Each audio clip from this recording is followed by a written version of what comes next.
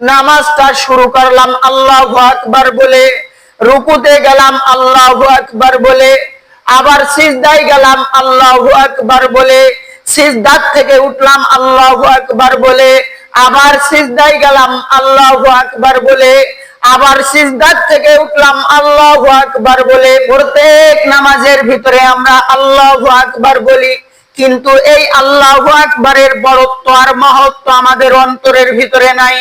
আমরা আল্লাহ পাক রব্বুল আলামিনকে বড় বলে স্বীকার করতেও রাজি না।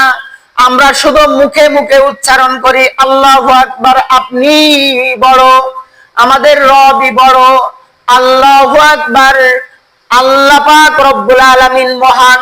আমরা নামাজের ভিতরে বলি, কিন্তু এটা আমাদের অন্তর থেকে বলি না, আমাদের বিশ্বাস নাই।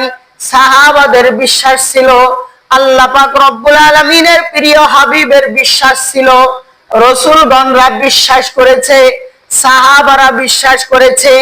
এই জন্য তিনারা আল্লাহু আকবার বলে আল্লাহ পাক রব্বুল আলামিনের কাছ থেকে সাহায্য পেয়েছে। আর আমরা আল্লাহ পাক রব্বুল আলামিনের কাছ থেকে সাহায্য পেলাম না।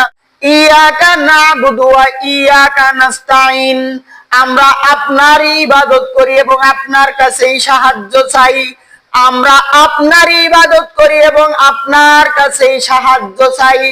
অথচ বান্দা নামাজটা শেষ হওয়ার সাথে সাথে আমাদের আস্থা চলে যায় মানুষের উপরে, আমাদের সমস্ত ভরসা চলে যায় মানুষের উপরে, ক্ষেত খামারের উপরে, ব্যবসা বাণিজ্যের উপরে, বিদেশের টাকার উপরে, কাজ কর্মের উপরে আমাদের ভরসা চলে যায়। অথচ আমাদের শরীরটা সুস্থ রাখার দায়িত্ব আল্লাহ পাক রব্বুল আলামিনের। আল্লাহ পাক রব্বুল আলামিন যদি অসুস্থ করে দেন তাহলে আমরা এইগুলো কিভাবে করব? আল্লাহ পাক রব্বুল আলামিন যদি কোনো বালা মুসিবত দিয়ে সমস্ত সম্পদ গুলো নিয়ে নেন তাহলে আমরা কি করব?